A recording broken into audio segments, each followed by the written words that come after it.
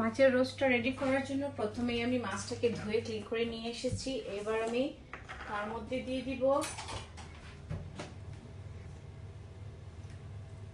লবণ। মাছটাকে প্রথমেই আমি ম্যারিনেশন করে নিব।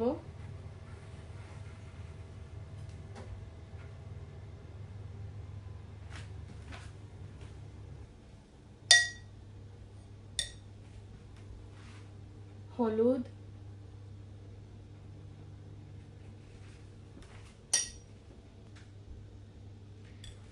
আর পরিমাণ মতো চিলি পাউডার দিয়ে আমি মাছটাকে ভালো করে ম্যারিনেট করে নিব।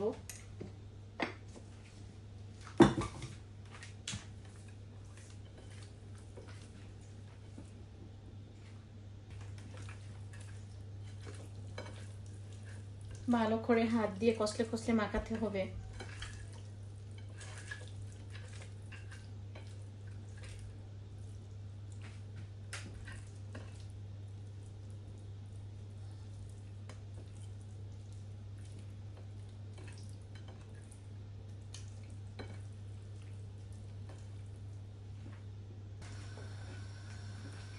এইবার আমি মাছগুলোকে একটু গরম তেলের মধ্যে ভেজে নিব গোল্ডেন কালার করে।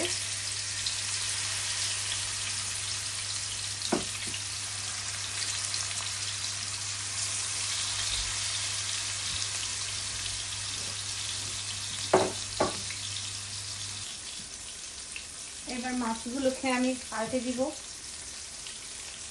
এক পাঁচটা সোনালি কালারের হয়ে এসেছে।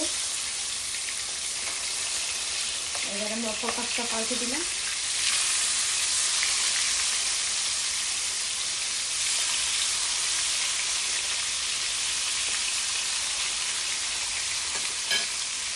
আরেকটা মাছ দিয়ে দিলাম।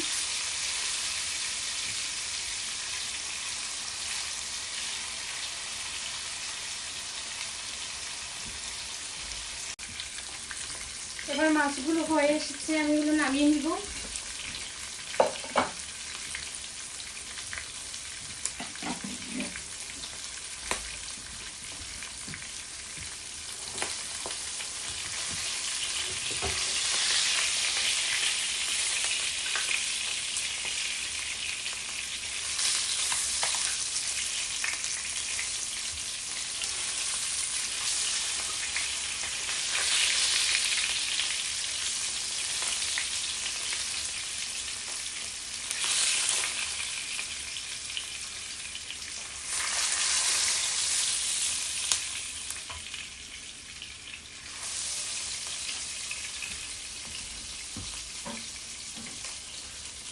এবার আমি একটা মশলা বানাবো আমার কোরমার জন্য।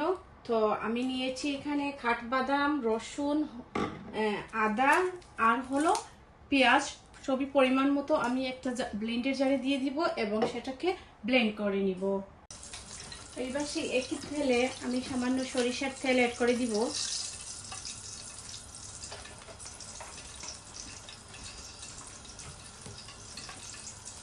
সেই তেলের মধ্যে আমি অ্যাড করে দিব সামান্য গরম মশলা, অনলি এলাচি আর হলো দারুচিনি, সাথে দিয়ে দিলাম 4টা লাল মরিচ। এবারে গরম তেলের মধ্যে আমি অ্যাড করে দিব পেঁয়াজ, রসুন এবং হলুদ পেস্ট।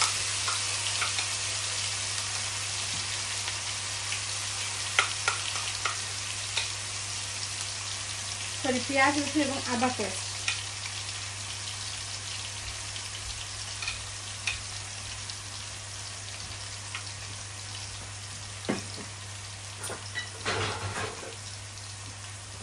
এক মিনিট নাড়াচাড়া করে নিব।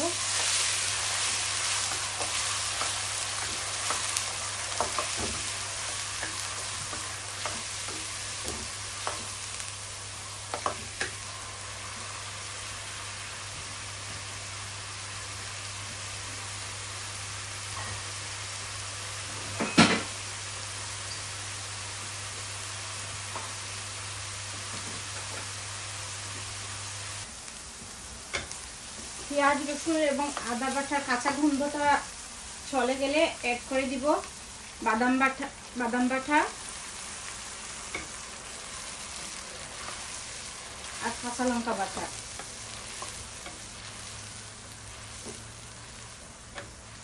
আপনারা এখানে চাইলে যে কোনো ধরনের বাদাম নিতে পারেন, এখানে চাইলে আপনারা পেস্তা বাদামও ইউজ করতে পারেন। আমি এখানে কাঠবাদামটা ইউজ করেছি।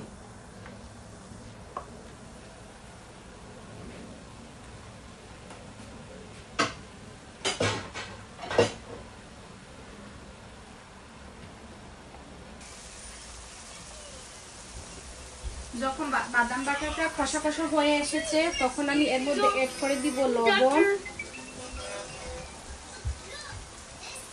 ধনে পাউডার, জিরা পাউডার, হলুদ পাউডার, কাশ্মীরি লঙ্কা মরিচের পাউডার, তারপরে হলো পাঁচফোড়ন পাউডার অ্যাড করে দিলাম।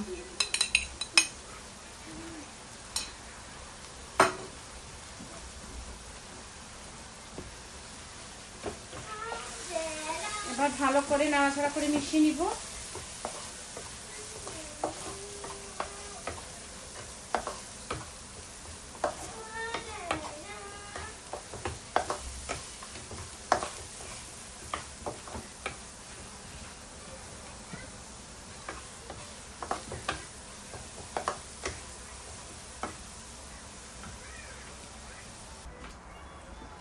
এবার আমি মশলাটা কষানো হয়ে গেছে, এবার আমি অ্যাড করে দিব ইয়োগার্ট।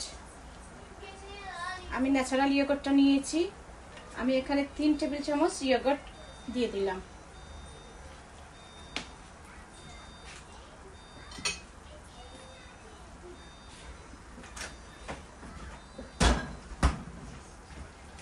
ভালো করে নাড়াচাড়া করে মিশিয়ে নিব।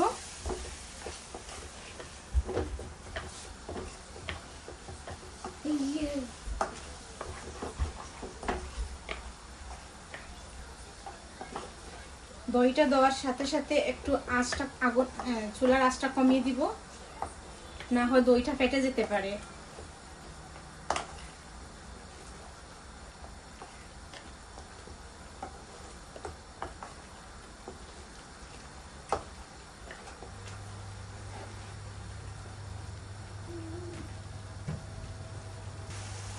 এড করে দিলাম সামান্য চিনি।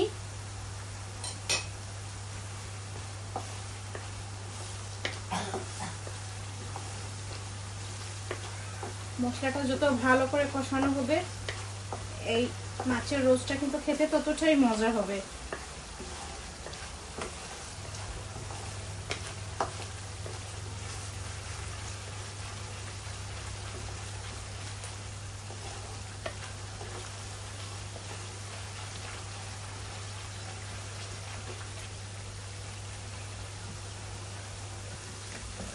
অ্যাড করে দিব 1 কাপের মতো গরম পানি।